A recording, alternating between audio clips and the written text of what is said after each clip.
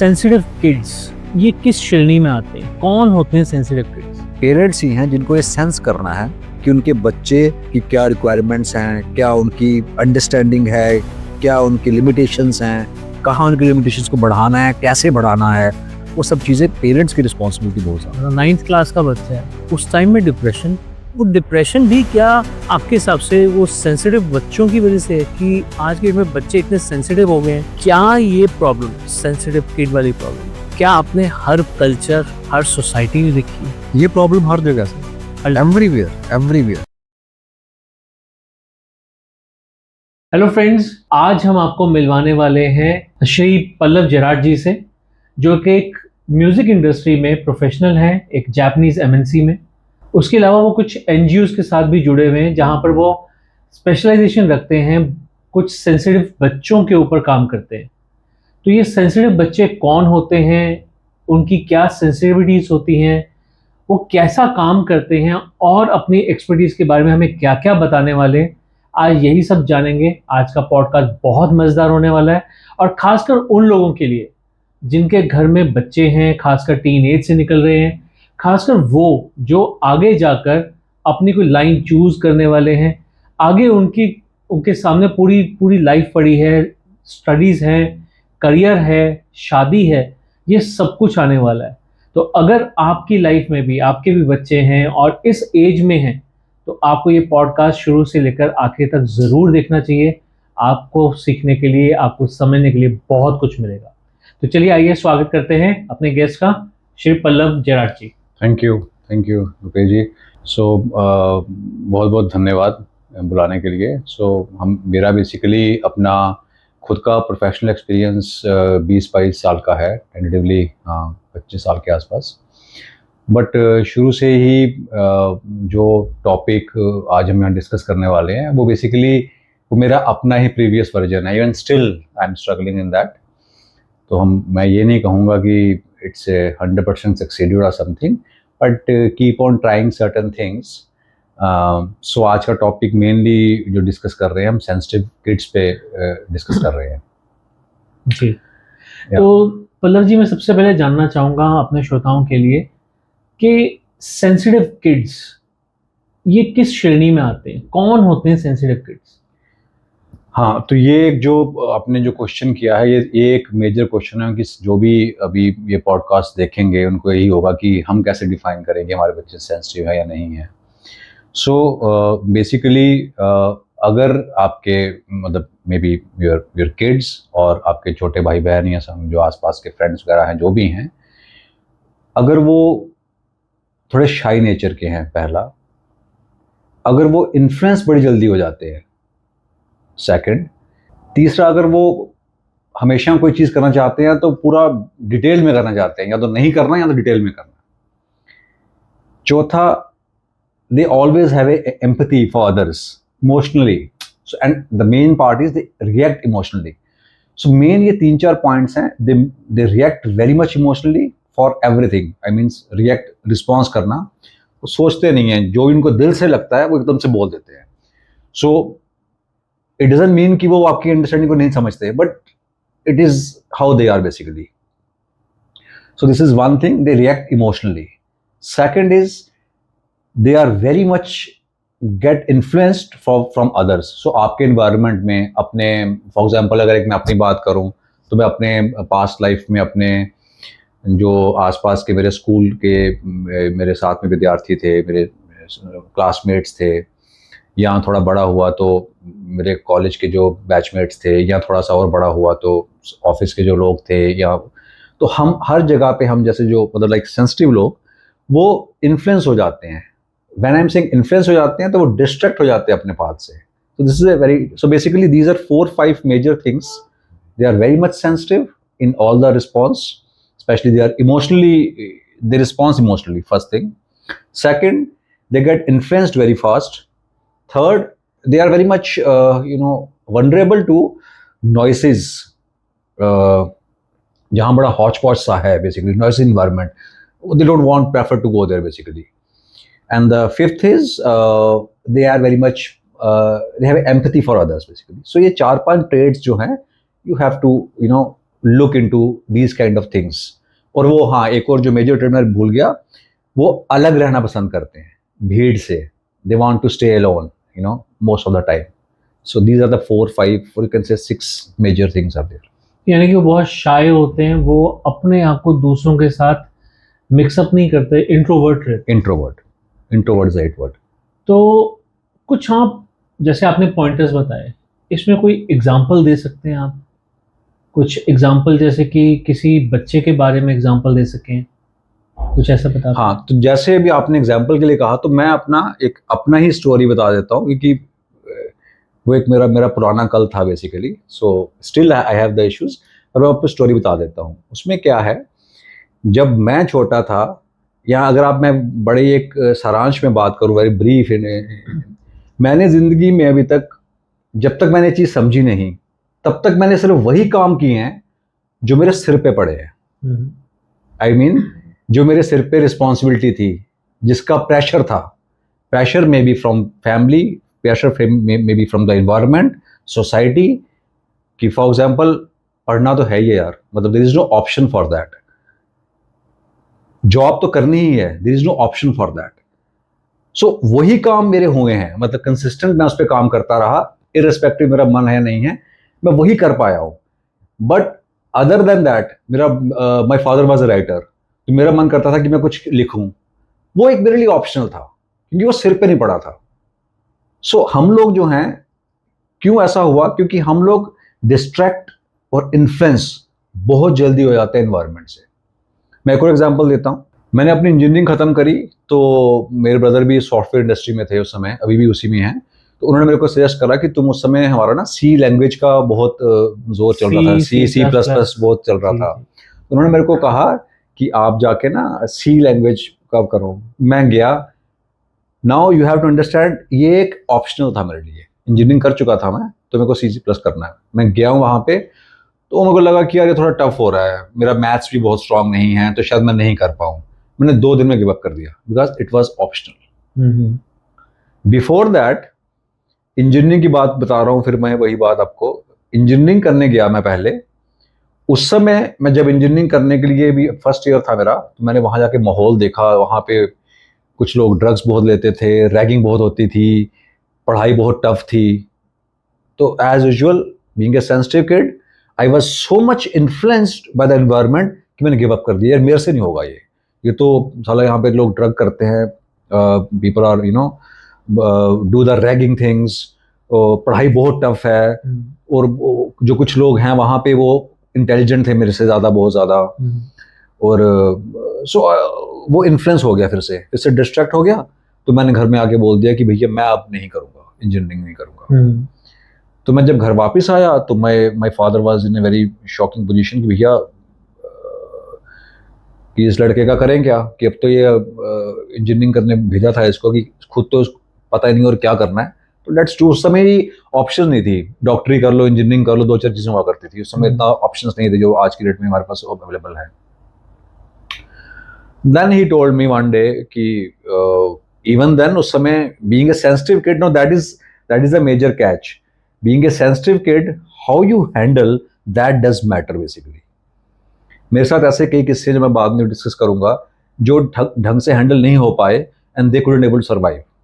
But मेरे case में, हालांकि हमारे टाइम पे जो हमारे फादर साहब थे उस टाइम पे, आपको ही पता है कि वो बहुत ज़्यादा एक हार्ड फिगर रहा करते थे, यानी कि वेरी कैजुअल अप्रोच आप नहीं रख सकते आज के फादर्स के कंपैरेटिवली। हाँ, तो आप ये नहीं कह सकते कि आपको हक करने का मन है तो आप जाके हक कर लो, ऐसा नहीं हुआ करता था उस समय। बड़ा मूड देखना पड़ता था पापा का, कैसा मूड है कैसा नहीं है, तो शायद कभी कभार मैं उनके क्लोज जा पाऊँ और उनको हक कर सकूँ, if I want to do it.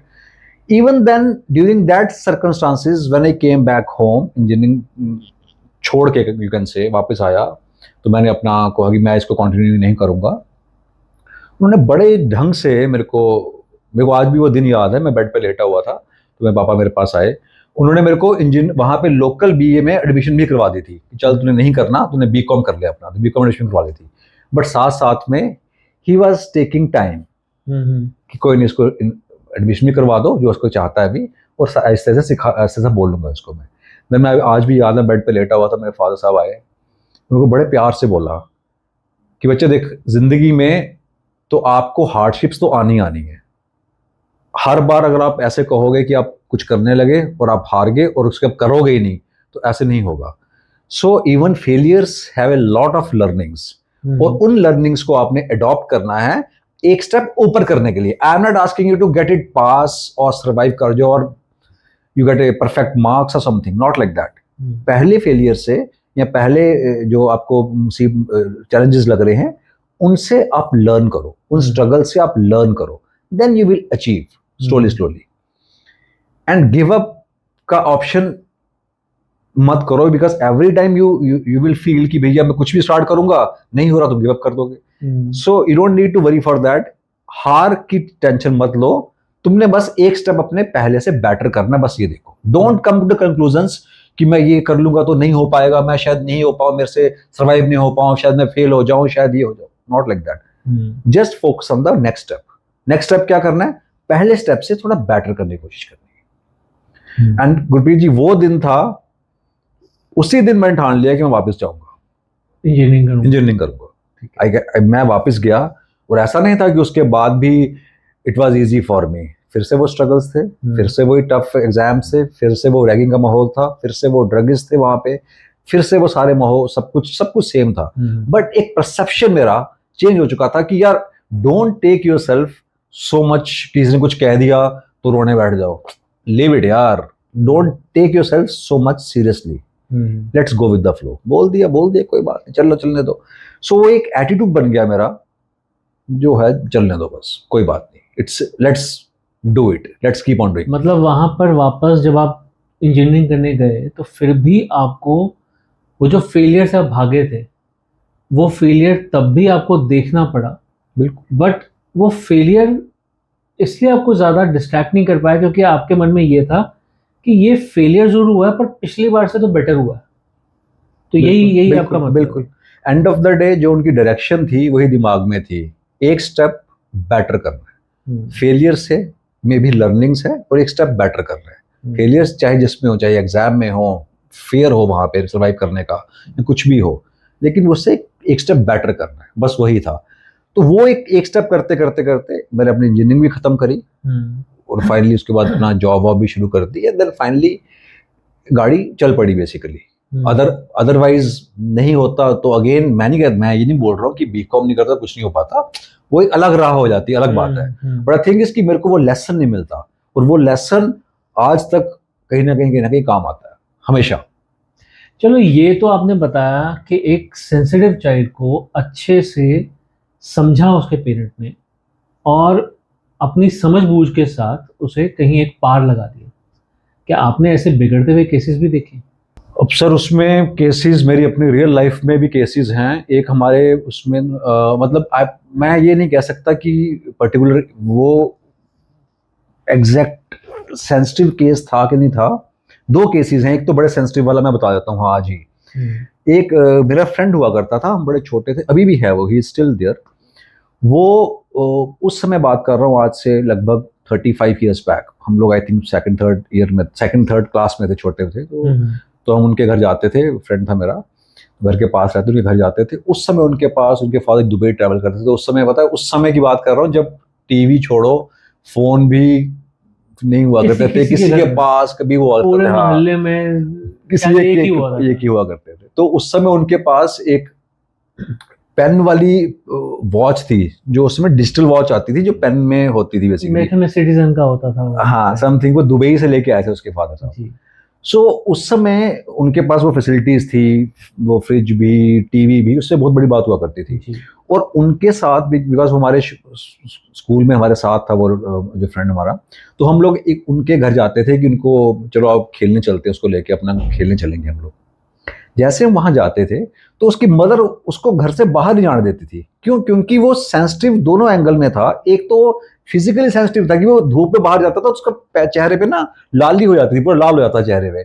और साथ में वैसे भी वो बड़ा वो इमोशनली बड़ा सेंसिटिव था हर चीज में। किसी बात को किसी ने कुछ बोल दिया तो बस रूठ के आ जाना, बड़ा मतलब बहुत दिल पे लगा देने चीज।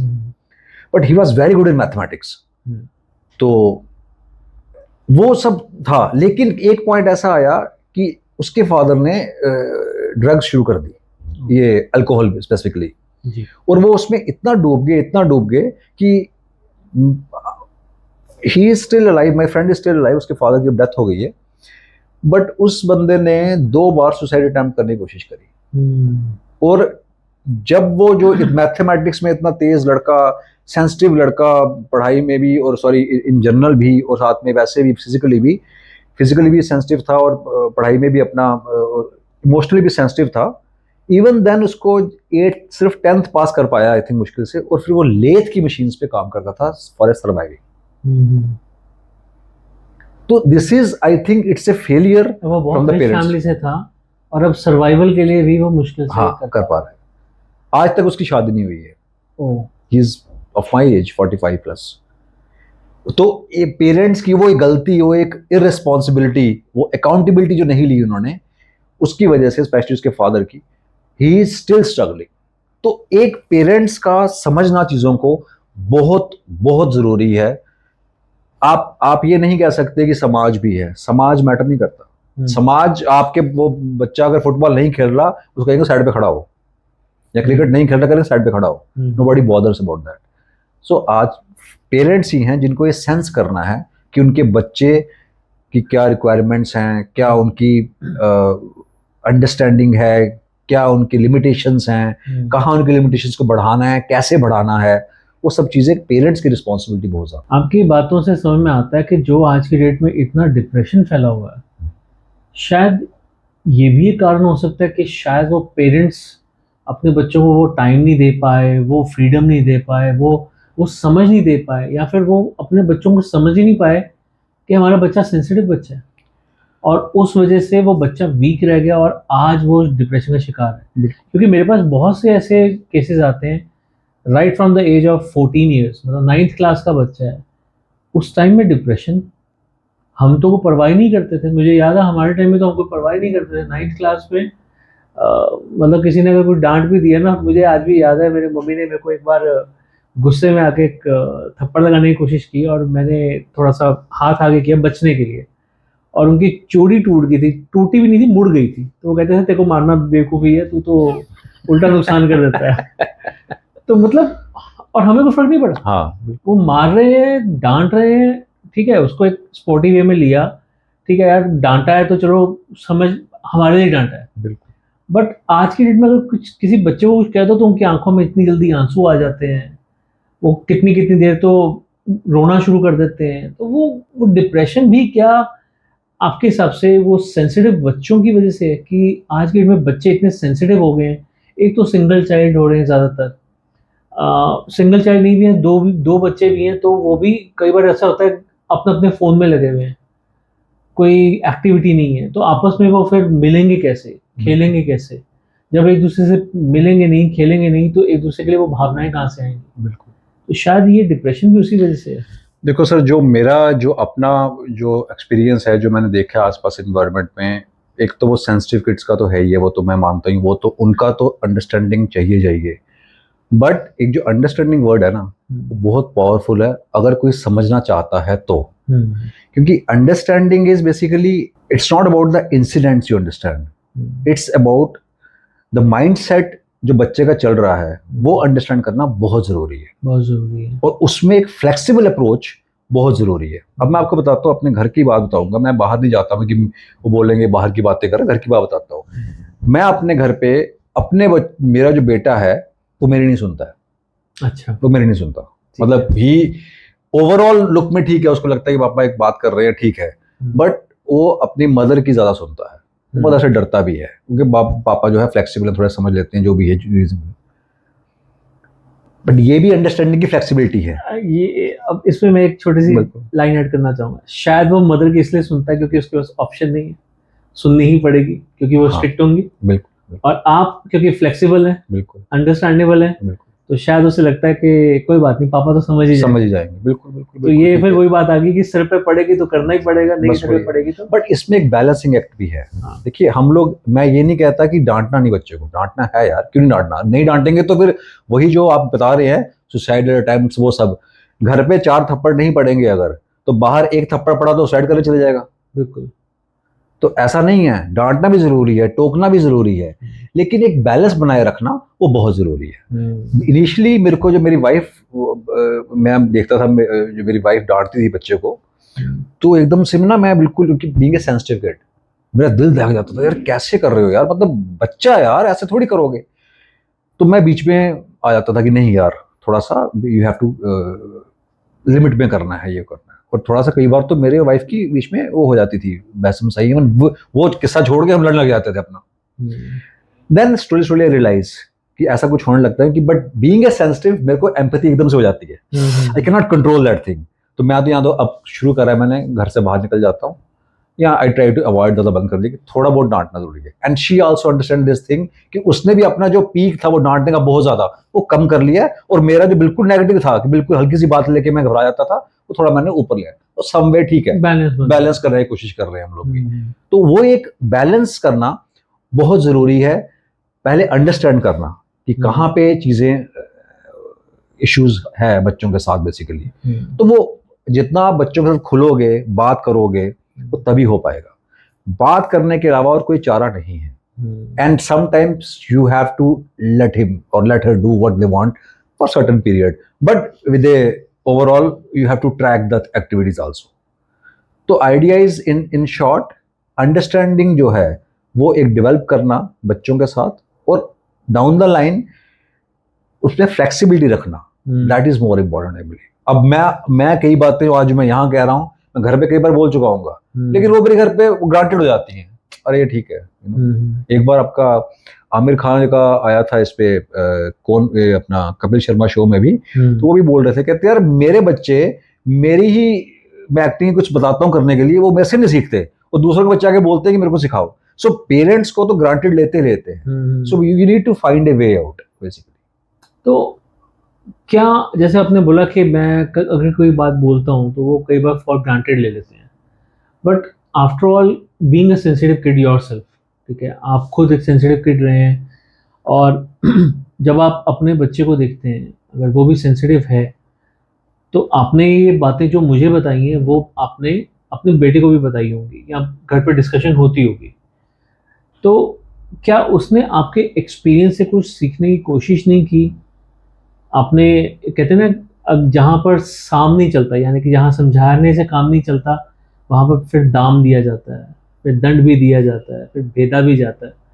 तो आपने वो पर्सपेक्टिव्स भी रखे, क्योंकि जहाँ से आपने बताया कि समझाने वाला काम तो आपने अपने एक्सपीरियंस वाला कर लिया, मेरे को लगता है दंड वाला काम जो है वो आपकी वाइफ ने पकड़ा हुआ है, ठीक है। तो बाकी जो चीज़ें हैं, क्या वो आप करते हैं?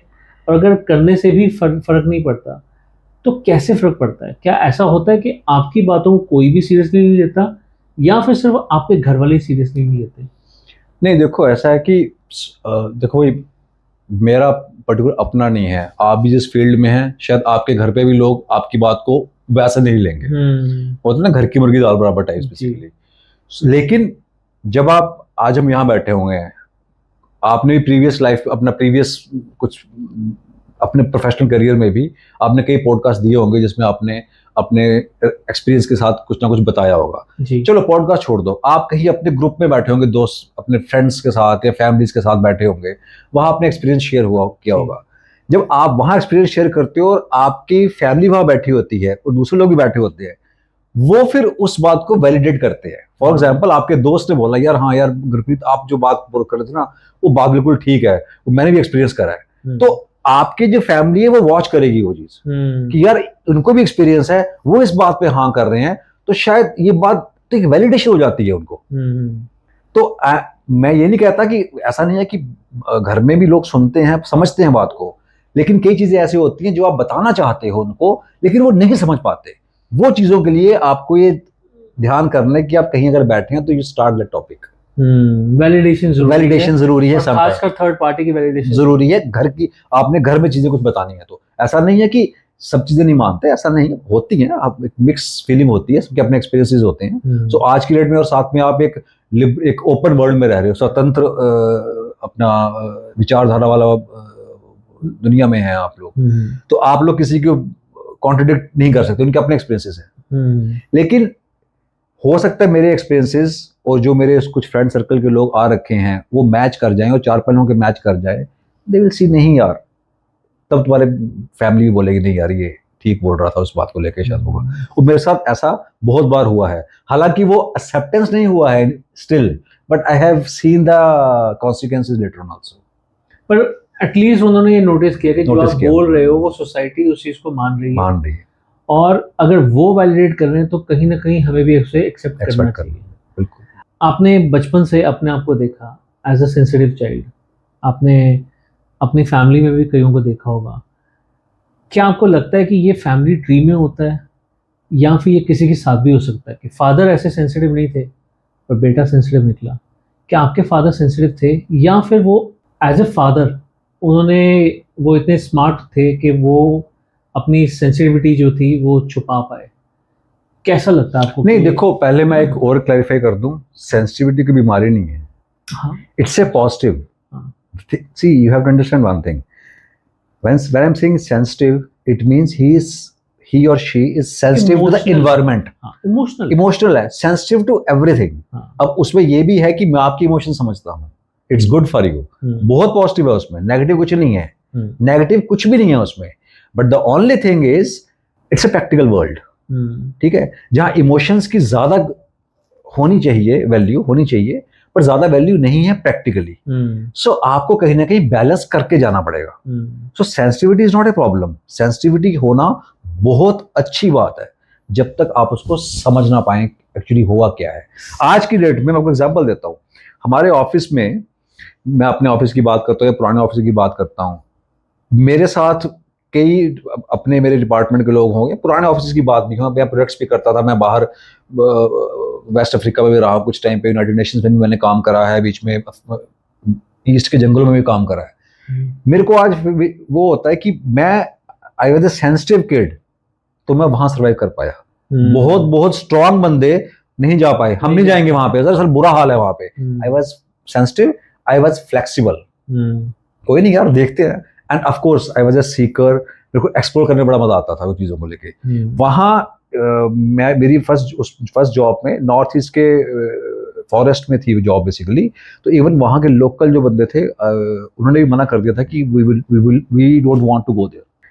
तो मैं गया वहाँ पे, सक्सेसफुली काम करा, सब कुछ खत्म करा। तो sensitivity is not A negative thing, वो बीमारी नहीं है, बीमारी नहीं है वो, it's a very positive thing basically. But the only thing is कि वही बात है कि पलड़ा बहुत ज्यादा भारी हो जाता है किसी चीज का। अब जो स्टब बॉर्न है, अब स्टब बॉर्न जो बंदे आप कहोगे, जो बहुत स्टब बॉर्न है, वो तो प्रॉब्लम है, फिर बहुत बड़ी प्रॉब्लम। एग्जैक्टली, तो फिर एक बैलेंस जरूरी है, बैलेंसिंग एक्ट जरूरी है। टू बी वेरी ऑनेस्ट, मतलब ये है कि किसी भी चीज की अति बुरी होती है, बस वही है।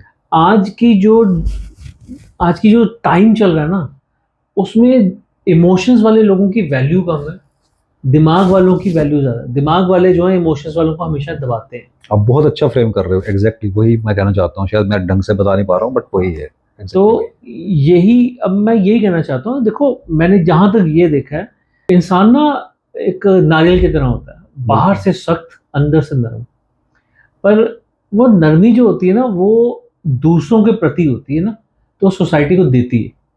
जब वो नरमी खुद के लिए मुसीबत बन जाए, तो डर बन जाती है, तो प्रॉब्लम बन जाती है। तो यानी कि हम आज की डेट में अपने बच्चों को कहीं ना कि बेटा सोसाइटी बाहर खराब है, आपको ऐसे नहीं करना, आपको वैसे नहीं करना, हम कहीं ना कहीं नेगेटिव थॉट्स ज्यादा उनके मन में डाल रहे हैं, जिसकी वजह से शायद वो ज्यादा सेंसिटिव होते जा रहे हैं डर के प्रति, इमोशंस के प्रति नहीं। इमोशंस तो हर किसी के अंदर बिल्कुल होते हैं। बिल्कुल। तो कहीं ना कहीं हमें वो समझने की जरूरत है, बीइंग अ पेरेंट, पेरेंटहुड अच्छी करने की जरूरत है, पॉजिटिव फ्रेम ऑफ माइंड देने की जरूरत है, और खुद भी पॉजिटिव रहने की जरूरत है, जहां तक मुझे समझ में आपकी बात। बिल्कुल बिल्कुल।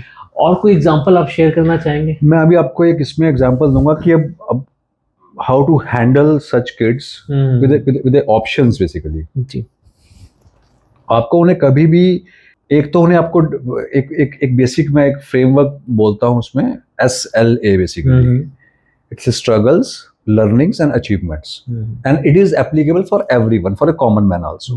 But in this case, the S part is not for that particular individual. The S struggle should be more focused, from the parent side also, कि स्ट्रगल उनकी भी रहेगी थोड़ी सी बच्चे को ढंग से डायरेक्शन देने के लिए। तो ऐसे बच्चों को, क्योंकि होता क्या है कि दे easily get distracted, easily get influenced, तो वो उसी गोल गोल चक्कर में घूमते रहते हैं, वो अपनी डायरेक्शन मिल पाती। एक वो होता है ना, वो एक घोड़े को वो बांध देते हैं फोकस करने के लिए कि वो डिस्ट्रैक्ट ना हो, ताकि वो अपनी, लेकिन एक वो डिस्ट्रैक्ट नहीं होगा तो उसकी स्पीड बड़ी अच्छी है। Same with the sensitive kid also. Parents को स्ट्रगलिंग, जो एसएलए का पार्ट है, स्ट्रगलिंग टाइम में बेसिकली उसके हाथ थोड़े पकड़ने हैं बच्चे के। फॉर एग्जाम्पल, अब मैं अपने बेटे के लिए बोलूंगा तो वो, अगर मेरे को दिख रहा है इसको कि मैं आई कीप ऑन ऑब्जर्विंग हिम, वो किस में अच्छा है किस में नहीं है, बट जरूरी नहीं है कि वो उसमें वाकई मॉनिटरी भी अच्छा कर जाए सर्वाइवल के लिए। I am not saying monetary, एक तो मैं कहता हूँ कि जिंदगी का मकसद जो है वो खुश रहना होना चाहिए, ना कि पैसा कमाना सिर्फ। Even then it's a statement, even then I am not up to the mark of the statement, even then I am struggling in that, but overall I learned that thing it should be। बच्चों को सिखाओ कि खुश रहना is a motive for you। तो वो struggling का जो एसएलए पार्ट है स्ट्रगलिंग का, बच्चों को वो पेरेंट्स को बेसिकली साथ उनके हैंड इन हैंड चलना है बेसिकली। उनको एक डायरेक्शन देनी है कि भैया नहीं कुछ समझ आ रहा, क्योंकि पैशन 90% लोग नहीं जान पाते हैं, तो आप पैशन के चक्कर में रहोगे तो कुछ भी नहीं कर पाओगे। पैशन जब मिलेगा, जब दिखेगा, तब आप डू कर लेना, बट इस समय एटलीस्ट डू समथिंग। और पेरेंट्स को चाहिए उनको एक डायरेक्शन देना और उस पे कहना तू फोकस रहे इस पे, बस ये करता रहे, जो तू चाहता है वो बाद में करते रहना, but focus on this thing at least for some time. और एक अंडरस्टैंडेबल में, एक सेंसिबल वे में क्रिटिसिज्म नहीं करना है बच्चे के साथ ज्यादा, उनको प्यार मोहब्बत से समझाने चीजें, क्योंकि sensitive when I am saying they are obedient also. आपको इतनी स्ट्रगल नहीं लगेगी उनको, लेकिन एक बार अगर आप समझ गए उनके साथ, फिर स्ट्रगल नहीं आपकी। यानी कि स्ट्रगल तो आनी है। देखो जी, वो सेंसिटिव बच्चा है या नॉन सेंसिटिव बच्चा, स्ट्रगल तो आनी। स्टबॉर्न है तो तब भी स्ट्रगल आएगी, बिल्कुल ठीक है, और सेंसिटिव है तब भी आएगी। तो सबसे बड़ी बात यह है कि स्ट्रगल जो आनी है, किसी के लिए भी आनी है, बस उससे भागना नहीं है, उससे लर्निंग लेनी है। बिल्कुल। और चाहे आप बेबी स्टेप्स लो, उसमें प्रोग्रेस देखो। मान लेते हैं कि 100 मार्क्स का पेपर है, कोई बच्चा 30 मार्क्स लेके आया और वो बहुत ही सेंसिटिव है, उसको रोना आ रहा है कि मेरे 30 मार्क्स आए हैं, तो उसे उस टाइम में या तो उसे समझना है या उसके पेरेंट्स को ये समझाना है कि वो 30 से सीधा 100 पे नहीं आएगा, बिल्कुल, या 80-90 पे नहीं आएगा। रादर देन कि आप उसको 80-90 के लिए फोकस करवाओ, उसको बोलो कि बेटा कोई बात नहीं, 30 आए, अगली बार हम 40 पे लेके आएंगे। We have to try for the 40। That is the practical approach. तो 40 पे अगर आ गया, या मान लो 39 रह गया, तो कोई बात नहीं, गुड अटेम्प्ट, बिल्कुल। और अगर 40 क्रॉस कर गया, अरे वाह, हम तो टारगेट से ज्यादा ले गए, बिल्कुल, let's enjoy, let's celebrate that. On the contrary, अब ये तो हो गया सक्सेस वाला, फेलियर वाला हो गया। पहली बार 30 नंबर आया, next time maybe drop to 25 also. अब उस चीज में क्या करोगे, सब नेगेटिव हो रखे, भैया आपने पापा कहा था कि मेहनत करूंगा, मैं फिर फेल हो गया। डजंट मैटर, हर बंदे की अपनी एक लिमिटेशन है। एक एडिंग जो आपकी जो लर्निंग्स है थोड़ी स्लो है, किसी की फास्ट है, नेगेटिव नहीं होना, बस पेरेंट्स को खड़े रहना, कोई नहीं, तू लगा रहा है, कोई बात नहीं, एक नहीं दो बार नहीं, होगा, it will happen, but you have to focus and keep on doing and have एक कोजी इन्वायरमेंट उसको थोड़ा देना पड़ेगा। अगर वो कोजी इन्वायरमेंट दे दिया ना, सच में, इस आपने बात बिल्कुल सही बोली है कि इसमें हैंड इन हैंड पेरेंट्स को चलना पड़ेगा, क्योंकि अगर वो कोजी इन्वायरमेंट उस बच्चे को मिल गया, सबसे पहली बात कि वो उसका फेलियर का उसके अंदर से डर निकल गया। बिल्कुल। अगर वो डर निकल गया, सबसे पहली बात कि आपको ये पता है कि मेरा बच्चा नेगेटिव थॉट तो कभी लाएगा ही नहीं, बस, ठीक है, वो नेगेटिव थॉट सबसे ज्यादा पेरेंट्स को तंग करेगी। बिल्कुल। और अगर वो नेगेटिव थॉट नहीं आई, बच्चा कर आके अपनी स्टडीज कंप्लीट कर गया, किसी तरीके से अपने आप को फ्लरिश कर गया, तो जॉब भी कर पाएगा। बिल्कुल। अभी तो उसके लिए चैलेंज था पढ़ाई, अब तो चैलेंज आने वाला करियर। तो अगली जंग शुरू होने वाली है। अगर आप पहली जंग ही हार जाओगे तो फिर दूसरी जंग कैसे लड़ोगे? तो ये सब स्टेप्स आपके बेसिक्स हैं आगे लाइफ के चैलेंजेस को ओवरकम करने के लिए, उनसे लड़ने के लिए, उनको जीतने के लिए, या थोड़ा पीछे धकेलने के लिए, या कुछ भी, वो ये बेसिक्स है। और एक बार अगर आप स्ट्रांग हो गए, आपको आइडिया मिल गया, then you keep on moving. अब मैं अपनी केस की एक और छोटी एग्जांपल देता हूं। जब मैं ये उन लोगों के लिए बोलना चाहता हूं कि ठीक है, पढ़ाई शुरू कर ली, उसके बाद आपको लगा कि यार ये तो मैं कर रहा हूँ, ठीक है, जो सर पे पड़ी है, पर मैं कुछ करना चाहता हूँ, but I couldn't able to find it. मेरे फादर साहब राइटर थे, उन्होंने 45 बुक्स लिखी हैं, 45 books in Hindi, English and Dogri languages. From Jammu से हम लोग बिलोंग करते हैं, बेसिकली पंजाबी हैं। तो उनका मेन, लेकिन माइक्रोनिश जो उनका जो सब्जेक्ट था वो Himalayan culture, Himalayan heritage, all Uttarakhand, JNK और हिमाचल के, और उनके वॉरियर्स के बारे में, श्राइन्स के बारे में, heritage, buildings, everything related to that. और मैंने एक आर्टिकल में लिखा। आप समझ रहे हो कितना भार होगा। और लेकिन हमारे घर पे पूरा माहौल देखा है, बुक्स बुक्स एवरीथिंग। तो जब मैंने बुक पढ़नी स्टार्ट करी, मेरे को इंटरेस्ट ही नहीं आया किसी बुक में। ऊपर से मेरा अपना ये प्रेशर इसका, सर्वाइविंग, पेरेंट्स हैं वो, जॉब का, इंजीनियरिंग का, व्हाटएवर। बट मैंने स्टार्टिंग में वही रोमांटिक बुक्स भी उठाई, वो स्पाई वाली बुक्स भी उठाई, फिर उठा के कचरे में फेंक दी, को इंटरेस्ट नहीं आया। Then once I were travelling from Delhi to Jaipur office के काम से, मतलब मैं तब जॉब शुरू कर चुका था। तो ऑन द वे मिडवे आता था, उसमें मिडवे एक ही हुआ करता था, गवर्नमेंट की जगह होती थी, वहां पे खूब गाड़ी सारी पार्क होती थी, और वहीं पे आप खाना वाना खाओ, और बुक्स बुक्स का स्टॉल लगते थे। वहां एक बुक देखी मैंने, the monk who sold his Ferrari. मैं कहा यार, the monk who sold his Ferrari, ये तो स्टेटमेंट ही कॉन्ट्रडिक्टेड है बिल्कुल। तो बड़ी इंटरेस्टिंग लगी। मैंने जब वो पढ़ी, इट इज स्पिरिचुअल कहानी, रॉबिन शर्मा ने लिखी हुई है उनकी, कि बाकी भी बहुत सारी बुक्स आई हैं, बहुत ही स्ट्रॉन्ग राइटर है, वेरी बेस्ट सेलर है, मतलब it's a very speaker and a good writer. वो किताब पढ़ी, then I get to know कि मेरे इंटरेस्ट कौन सी किताबों में है। तो एक्सप्लोरर, वो बच्चों को खुद एक्सप्लोर करते जाना है, और पेरेंट्स वगैरह ठीक है, let them explore also on certain part of their life, not everything. क्योंकि अगर एवरीथिंग करोगे तो वो फिर स्कैटर हो जाएंगे। बिल्कुल। लेकिन मैं उस लेवल तक पहुंच गया जब मैंने जॉब शुरू कर ली थी, तो मेरे पास फ्रीडम थी, चल मैं अपने पैशन के लिए कुछ मेरे को अच्छा लगता है वो तो कुछ करूँ, साथ में उसको कुछ स्पेंड करूँ मनी, देखूँ मैं क्या कर सकता हूँ। Then I find this books, then spiritual पे उसके बाद बुक स्टार्ट करी। अब आज की डेट में सिर्फ स्पिरिचुअल बुक्स पे पढ़ता हूँ सारी, मेरे को बड़ा अच्छा लगता है पढ़ना basically. So I find one of my small happiness somewhere on this journey. चलो, दैट्स इवन बेटर। आपकी जर्नी भी काफी अप्स एंड डाउन्स में रही। आपने नॉर्थ ईस्ट में भी काम किया, आपने अफ्रीका में भी काम किया, जैसा आपने बताया। आपको क्या क्या चैलेंजेस आए ऐसी जर्नीज के बीच में? जैसे आपने बताया नॉर्थ ईस्ट में आप उस जगह पे जाके रहे जहां पर वहां के लोकल लोगों ने भी मना कर दिया था। अफ्रीका में भी गए आप, UN प्रोजेक्ट्स भी आपने किए, वहां पर भी कमिटमेंट्स अपनी पूरी की।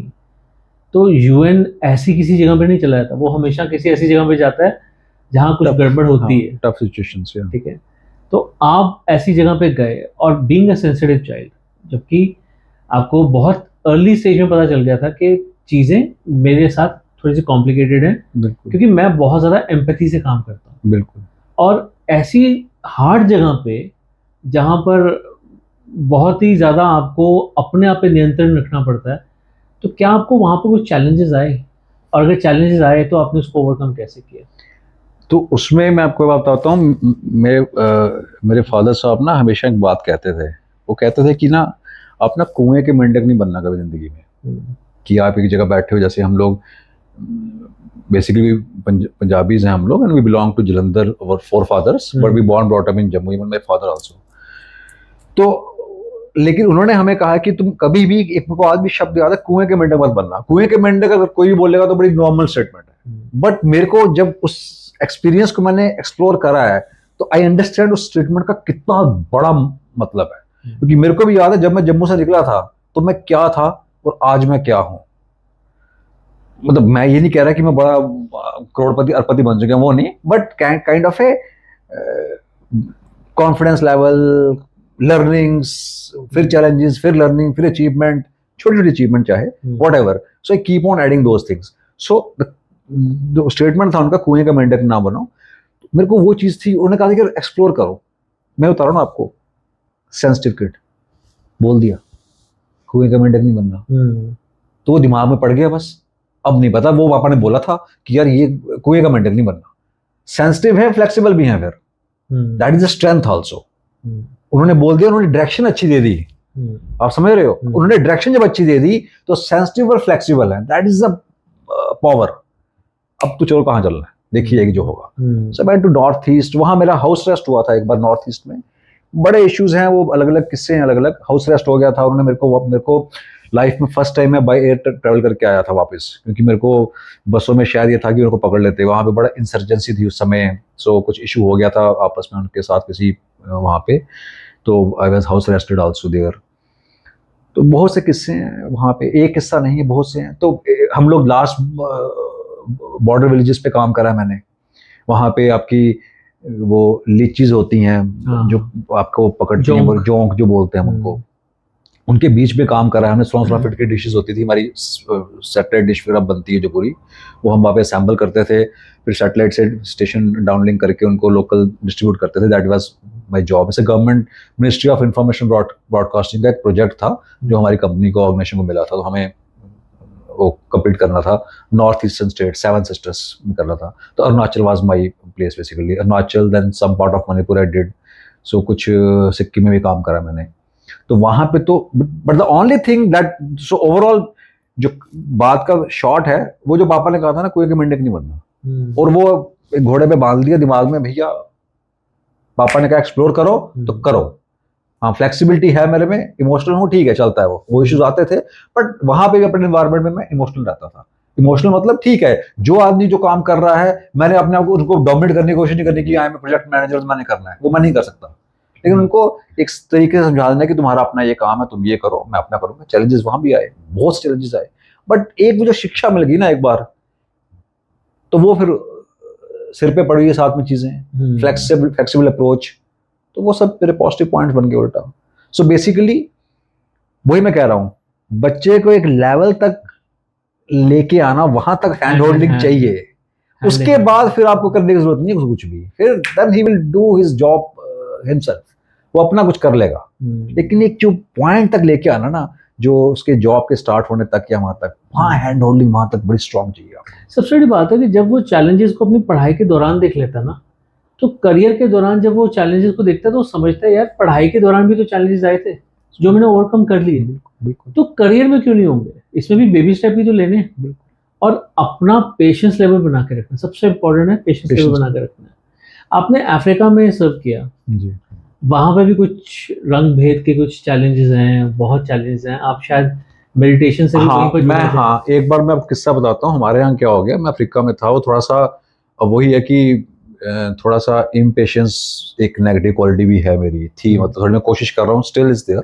मेरी वाइफ से पूछोगे तो वो कह रही बहुत ज्यादा है, but I am trying to control that thing also, but impatience भी थी। तो वहाँ उसी इम्पेशेंस के चक्कर में कुछ मेरे थोड़े वहाँ पे झगड़े हो गए थे 1-2 बार, वहाँ पे लोकल स्टाफ्स वगैरह से कुछ अनबन हो जाती है। तो किसी रीजन से उन्होंने मेरे को कहीं शिफ्ट कर दिया, कि आपकी ट्रांसफर कर दी किसी रिमोट लोकेशन पे। Being I was in the main centre city, financial capital थी अबिजान, आइवरी कोस्ट में था मैं, तो फाइनेंशियल कैपिटल थी अबिजान। वहां से मेरे को रिमोट पे फेंक दिया, और मेरे को रिमोट विलेजेस या माउंटेन्स उसमें काम करना वो बड़ा अच्छा लगता है। तो मेरे लिए ऐसा कुछ हार्ड नहीं था, बट फिर भी था कि यार हेडक्वार्टर में बैठा हुआ था, थोड़ा सा एक जॉब प्रोफाइल थोड़ा बेटर था, थोड़ा सा और बैक हो गया है। बट ठीक है, उसके बाद कुछ वहां पे इशू हो गया, फिर वो कहीं और दूसरी जगह पे कर दिया, तो bit of struggle was going on. मेरे को फील हुआ कि यार मैं ना थोड़ा सा, मतलब मेरे को लगा कि यार माइंड में ना बहुत ज़्यादा नेगेटिविटी शुरू हो गई है, बहुत ज़्यादा नेगेटिविटी शुरू हो गई है। तो मैंने कहा कि एक बार ना इसको कुछ, तो मेरे को ना थोड़ा सा इंक्लाइनेशन था, वो मैं स्पिरिचुअल, मैंने बताया बुक्स वगैरह पढ़ने का मेरे को शौक था, तो मैंने पढ़ा meditation is a very powerful thing, उससे कुछ हो सकता है, कर सकते हैं हम लोग उसको। तो उस समय कोई ऑनलाइन इतने कोर्सेज वगैरह कुछ हुआ नहीं करते थे, तो मेरे को कुछ थोड़ा बहुत किताबों में पढ़ा था कि एक ओम को ही अगर आप रिपीट करते रहो या सुनते रहो उसको, तो उस पर फोकस करो, तो कुछ you will get the proper this thing. मैंने उस दिन बैठ के 1-2 दिन पहले ट्राई करा, गए वजह स्ट्रेस, कुछ वही स्ट्रगल चल रही थोड़ी बहुत, यहाँ वहाँ शिफ्टिंग सब कुछ मैंने ट्राई करा। एक बार ट्राई करा, आई गॉट फेल, नहीं हो पाया। 2-3 तीसरे दिन मैंने फिर ट्राई करा। जब तीसरे दिन ट्राई करा तो मैंने सोचा कि इस बार मैं, क्योंकि पहले दिन ट्राई करा तो 10 मिनट बैठा, कुछ नहीं हुआ, मैं कुछ हो ही नहीं रहा, 20 मिनट बैठा, नहीं हुआ। लास्ट में मैंने कहा जब तक नहीं हो तो बैठा रहे। मैं नहा धो के बैठ के अपने आसपास जो थे लोग को बोलते डिस्टर्ब मत करना, मैंने कब उसमें फ़ोन नहीं हुआ करते इतना ज़्यादा, लैपटॉप पे मैंने वो लगाया हेडफोन और बैठ गया। मैंने 45-50 मिनट्स मैंने वहाँ देखे, मैंने अपना कर दिया था। तो एक पीरियड आया 25-30 मिनट के बाद, when I was so light कि मैं जहाँ जाना चाहता हूँ, of course not physically, internally, मैं वहां जा सकता था। फॉर एग्जाम्पल, मैंने सोचा कि मैं जमीन के अंदर धंस रहा हूँ नीचे, अच्छा, so I was so light feeling, मैं अंदर धंस गया, चलो वो ऊपर चलते हैं, चलो मैं ऊपर उड़ता हूँ, आई स्टार्टेड फीलिंग, तो इतना लाइट हो गया। हमारे वहाँ पे एक, the location was Yamoussoukro, it's a capital of Ivory Coast. तो वहाँ पे यामासुक्रो में एक उस समय पे कहते हैं कि one of the biggest church था, वर्ल्ड का था या नहीं था तो ध्यान नहीं, but one of the biggest church था वहाँ पे। उसको उसके घर के बिल्कुल पास रहता था मैं, उस चर्च के बिल्कुल पास मेरा घर था, बट मैं कभी अंदर से देख नहीं पाया, ऊपर से देख नहीं पाया कभी उसको जाके। तो मैंने कहा मैं कभी ये देखा नहीं है, मैं मेडिटेशन में उसको देखना चाहता हूँ ऊपर से। तो मैं ऊपर गया, उसके पूरे उसको विजुलाइज करा, वो क्या था आई डोंट अंडरस्टैंड टिल नाउ। वो ऐसा कि मैं ऊपर से पूरी चर्च देख रहा हूँ, पूरा उसको गुबंद जो उसका है वो पूरा देख रहा हूँ, गुबंद जो है पूरा देख रहा हूँ, पूरा उसको एक एक चीज वहां से निकाल के दे रहा हूँ। Then I again came back to my position. So it was a totally different experience. तो मेरा वो जो टाइम पीरियड था वो 40-25 मिनट के, मेरे को जो मेरा जो इश्यूज रिपीट हो रहे थे दिमाग में उसको ब्रेक कर दिया उन्होंने, नेगेटिव थॉट्स को। तो I got so much relaxed, then I get to know नहीं यार it's a very powerful thing to meditate. Then nowadays also I keep on doing something. तो क्या आपने उसके बाद उसको वेरीफाई करने के लिए वो चर्च पे गए थे फिजिकली आप? नहीं, मैं गया नहीं था, बट द थिंग डेफिनेटली, क्योंकि हम लोग वो चर्च के जो बाहर का एरिया था वो काफी खुला था, मतलब कंजस्टेड नहीं था। It was very, later on I went there, around लगाया उनका बाहर का, दूर से देखने की कोशिश करी उसको कि नहीं, इट वाज वाकई जो फील कर रहा था मैं उसको वैसा ही था, मोर और लेस यार। आपको मैं एक मजे की बात बताता हूँ, मेरे पीछे पॉडकास्ट हुआ था, आपका ये एक्सपीरियंस मैंने वहाँ शेयर किया था। ग्रेट। तो ये एक्सपीरियंस मैंने वहाँ पर शेयर किया था जब मैं एस्ट्रल ट्रैवल की बात कर रहा था। इसे एस्ट्रल ट्रैवल कहते हैं। मतलब जब आप अपने शरीर से जो 3 तत्व होते हैं आपके अलग हो जाते हैं इतने मेडिटेटिव स्टेट में रहकर, तो जब आप कहीं पे भी जा सकते हैं, फ्यूचर में, पास्ट में, या फिर किसी पर्टिकुलर डेस्टिनेशन पे। तो यही चीज़ मैंने आपका एक्सपीरियंस जो था वो मैंने वहाँ बताया था कि मेरे एक फ्रेंड है वो उन्होंने ऐसे ऐसे किया था। थोड़ा शायद वर्ड्स आगे पीछे हो गए थे, बट ऑलमोस्ट सिमिलर मैंने एक्सपीरियंस शेयर किया था आपका। तो वो आप ही का एक्सपीरियंस था। चलिए, ये अच्छा हुआ। तो मतलब इस तरह से आप मेडिटेशन से जुड़े। बिल्कुल। और क्योंकि आपके पास इंफॉर्मेशन थी स्पिरिचुअलिटी के बारे में, तो वो क्योंकि आपको आपका इंटरेस्ट मिल चुका था, बिल्कुल, the monk who sold his Ferrari के थ्रू, तो आपको वो इंटरेस्ट मिल चुका था। तो उस वजह से आप उस टाइम पीरियड में अफ्रीका में आप उस सिचुएशन को भी ओवरकम कर पाए और वो मेडिटेशन से भी आगे आप जुड़ पाए। आगे जब हम बात करें कि आप वहाँ से इंडिया वापस आए, फिर आप डेफिनेटली आपने और कोई प्रोजेक्ट्स किए होंगे, अभी भी आप जापानीज एमएनसी में हैं। तो आपने देखा जाए तो आपने बहुत दुनिया देखी है, आपने नॉर्थ ईस्ट देखा है, आपने अफ्रीका देखा है और भी कई जगह देखी है आपने। शायद आप मुंबई साइड भी रहे हैं आप। हाँ, पुणे में रहा हूँ मैं, पुणे में रहा हूँ मैं, तो बेंगलोर भी रहा हूँ। आपने इतनी डेस्टिनेशंस पे काम किया, इतने अलग कल्चर के लोगों के साथ काम किया आपने। क्या ये प्रॉब्लम, सेंसिटिव किड वाली प्रॉब्लम, क्या आपने हर कल्चर, हर सोसाइटी में देखी है? ये प्रॉब्लम हर जगह sir, everywhere. And the main thing is, एक और जो एक अंडरस्टैंडिंग वर्ड बोल रहा था, उससे भी पावरफुल वर्ड है communication. Communication is the key for most of the things. 99% things communication. And when I'm saying communication, ये हर जगह applicable होता है, आपके प्रोफेशनल वर्ल्ड में, आपके पर्सनल वर्ल्ड में, एवरीवेयर। तो ये यहाँ का नहीं है, हर जगह का ही है। मैं आपको एक बड़ा छोटा सा किस्सा बताता हूँ इस पे। मेरी भाई की बेटी है, यूके में रहते हैं वो लोग, वो वहीं सेटल हो रखे हैं वहीं पे। तो यूके में बच्चे वहीं पे बॉर्न हुए, वहीं पे बड़े हुए सब कुछ। तो वहाँ के लैंग्वेजेस को हम कभी मजाक उड़ाते हैं आपस में बैठे हुए, जैसे दबे एक्सेंट का एग्जैक्टली। तो वो मेरी भांजी हुई ना, मेरे बेटे की लड़की, नहीं भाई की बेटी, तो भतीजी, हाँ। तो भतीजी वो आती है, तो वो अपना जिस एक्सेंट में, लोकल एक्सेंट में, ब्रिटिश एक्सेंट में बात करती है, तो उनको भी मजाक उड़ाते थे सब कुछ। तो वो एकदम एक बार क्या हुआ, 2-4 बार वो आए हमारे साथ यहाँ इंडिया में आए, तो थोड़ा मैंने मजाक सब लिंक करा। तो उसके बाद बच्चे बड़े होने लग गए, टीनेज में आ गए, तो वही प्रॉब्लम हो गई। ब्रदर आया फैमिली के साथ, ब्रदर ने मेरे को बोला यार उसको ना थोड़ा मत छेड़ना, इतना मजाक मत करना। हाँ, वो हो जाती है। अब क्योंकि वो सेंसिटिव मामला हो गया, फिर से भाई की बेटी है और भाई भी ऐसा बोल रहा है कि थोड़ा सा ख्याल रखो, ऐसा थोड़ा सा, वो पूरा मान जाती है समथिंग। तो मैंने भाई की बात सुन ली, ठीक है कोई नहीं। भाई कहीं गया, अपने काम कर लिए, मैंने उसको बिठाया साइड पे, गुड़िया को। मैंने उसे बोला बच्चे, ये इट्स नॉट अबाउट कि तुम ये उसको नेगेटिव मत लेना कभी भी जो ये हो रहा है। मैंने कहा हमारी फैमिली में, क्योंकि हमारे उस ज़माने में जब बात कर रहे हैं, मैं बात कर रहा हूँ आज से 15 साल पहले, आपकी फैमिली में कोई आपका भाई बंधु या कोई बाहर जाता था तो एक बड़ा माना जाता था। आज भी लोग करते हैं कि हमारे फ्रेंड सर्कल लोग कनाडा में है, यूके में है, यूएस में है। तो मैंने कहा हमारे घर का ब्लड, एक फर्स्ट ब्लड ब्रदर वाला वहाँ पे गया था। तो मैंने समझाई कुछ चीज़ें कि गया तो it's a proud moment for every family and we don't, you are taking it other way, you are making it so sensitive कि मेरे को ऐसा बोल रहे हैं, it's not about you, we are feeling proud of this thing. And हम इसको negative नहीं बोल रहे, उसको पॉजिटिवली दे रहे हैं। उसके बाद वो सिचुएशन मैंने समझाई थोड़ी सी बच्चे को, उसके बाद से बिल्कुल ही नॉर्मल हो गई। देन फिर मैंने भाई को बोला, मैंने कहा तुम टेंशन मत लो, समझा दिया उसको। देन उसके बाद से कोई भी जो होती ना वो तो so idea is basically it's not India, कहीं का भी बच्चा हो वो सेंसिटिव है ना। सेंसिटिविटी तो एक नॉर्मल बिहेवियर है, मतलब it's nothing, it's a kind of a, क्या कह रहे हो आप इसको, आई डोंट अंडरस्टैंड, मतलब हाउ टू नेम इट।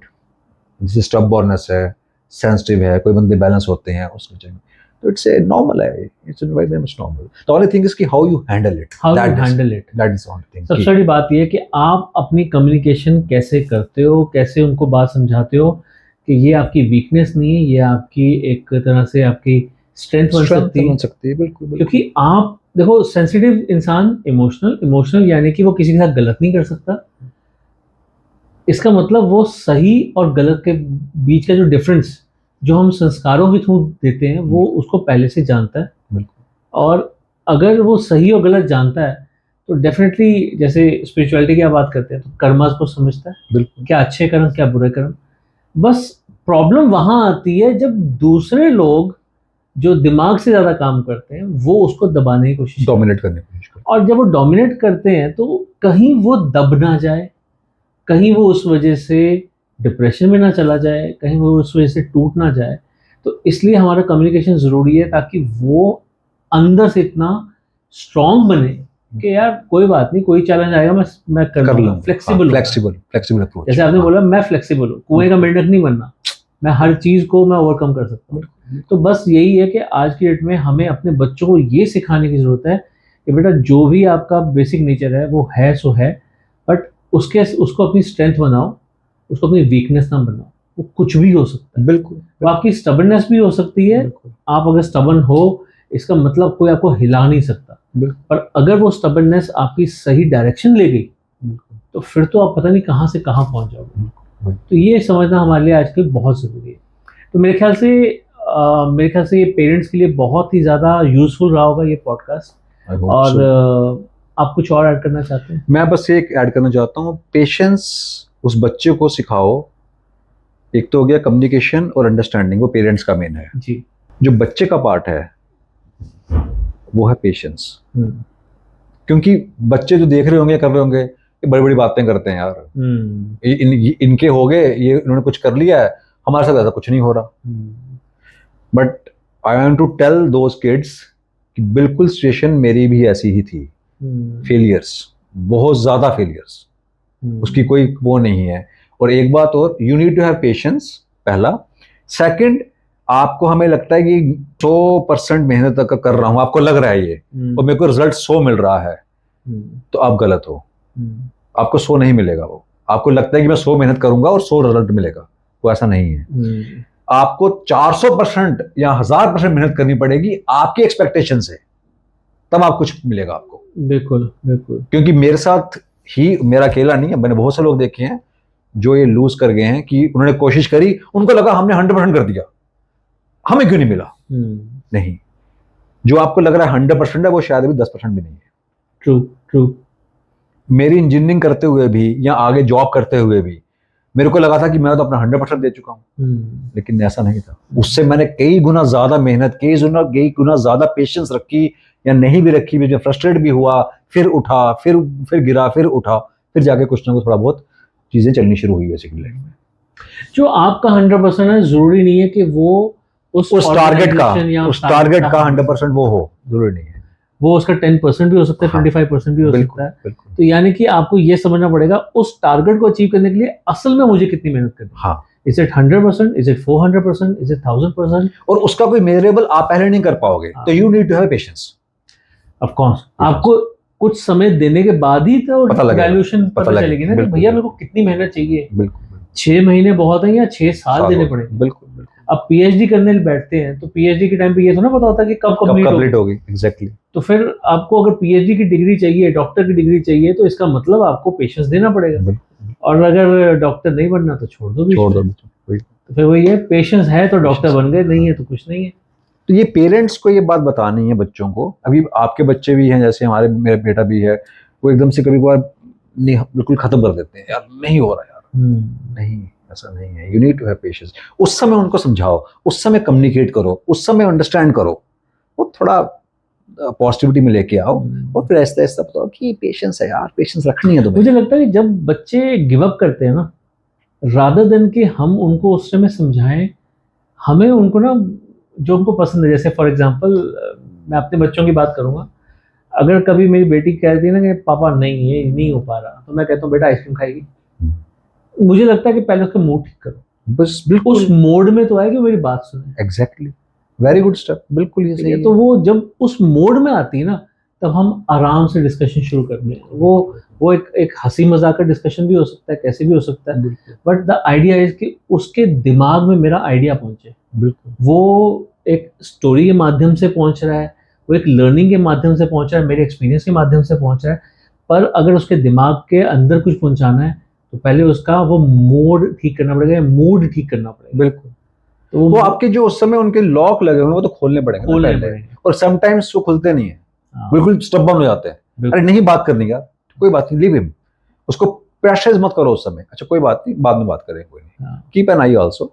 ये बच्चे आजकल बच्चे सेंसिटिव और भी ज्यादा हैं, स्टेप्स भी ले लेते हैं, तो वो थोड़ा बहुत देखना पड़ता है, ऐसा नहीं है। वो जमाना अलग था, अब ये जमाना अलग है। तो हमें बच्चे अगर सेंसिटिव है तो हमें पेरेंट्स को और सेंसिटिव और अंडरस्टैंडिंग और कम्युनिकेशन की जरूरत है और समझाने की जरूरत है। नहीं कभी रिएक्ट कर रहे, कोई बात नहीं, छोड़ दो, हाँ ठीक है कोई बात नहीं, आप करो, सही टाइम का हमें आने का इंतजार करना पड़ेगा। वही बात है, जितना पेशेंस उनको चाहिए उतना हमें भी रखना पड़ता है। बिल्कुल बिल्कुल, ये पेरेंट्स के लिए बहुत जरूरी है। मुझे लगता है शायद जैसे हमेशा कहा जाता है ना कि एक सोसाइटी को बनाने में पेरेंट्स का, टीचर्स का और भी बहुत सारे लोगों का हाथ होता है, पर मुझे लगता है पेरेंट्स का हाथ सबसे बड़ा है। बिल्कुल, क्योंकि टीचर्स ना एक लिमिट तक हर एक स्टूडेंट के साथ होते हैं, उसके बाद उनको और स्टूडेंट्स को भी ग्रूम करना होता है। बिल्कुल। बट पेरेंट्स के लिए तो वही 1 2 3 बच्चे हैं जिनको उनको हमेशा सारी उम्र लेके चलना है। बिल्कुल, तो वो सबसे ज्यादा रिस्पॉन्सिबिलिटी पेरेंट्स की ही बनती है। क्योंकि बच्चे स्कूल की बात करें तो वो एक ग्रुप का पार्ट है। बिल्कुल, वो उनका मतलब ठीक है, आई एम नॉट सेइंग कि वो ध्यान नहीं देते, ध्यान देते हैं, ऐसी बात नहीं, बट दे कैन नॉट।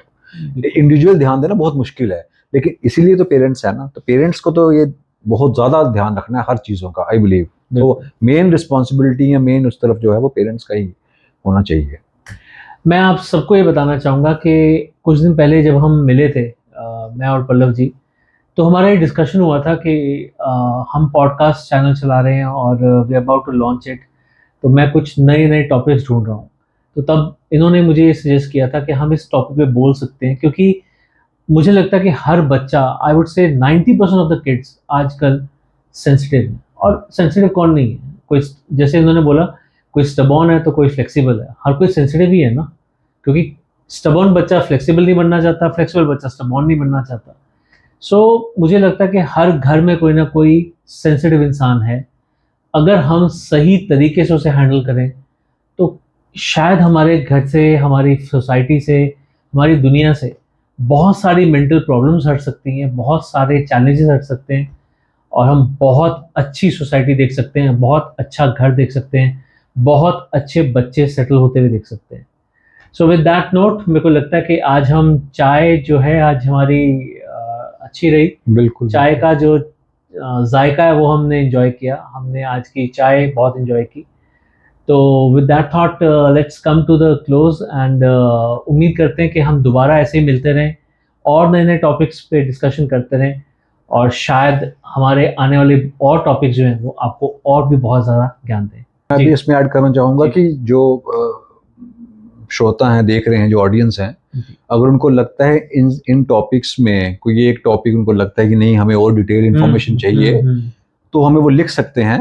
हाँ, आप हमें कमेंट में बता सकते हैं कि जो चैलेंजेस आप फेस कर रहे हैं, हम कोशिश करेंगे कि उन चैलेंजेस के बारे में केस स्टडी के साथ हम दोबारा और पॉडकास्ट में आए and we can discuss that more, क्योंकि हो सकता है कि किसी के घर में कोई प्रॉब्लम है और वो प्रॉब्लम शायद लाखों के घर में हो, जो लोग शायद समझ नहीं पा रहे, डिस्कस नहीं कर पा रहे। तो हम वो प्रॉब्लम को डिस्कस करें और उसके ऊपर और देखें कि क्या एक्सप्लोर कर सकते हैं। जैसे इन्होंने कहा कि एक्सप्लोर करते रहना चाहिए, बिल्कुल। तो एक्सप्लोर करते करते क्या पता हमें सोल्यूशन ही Solution मिले।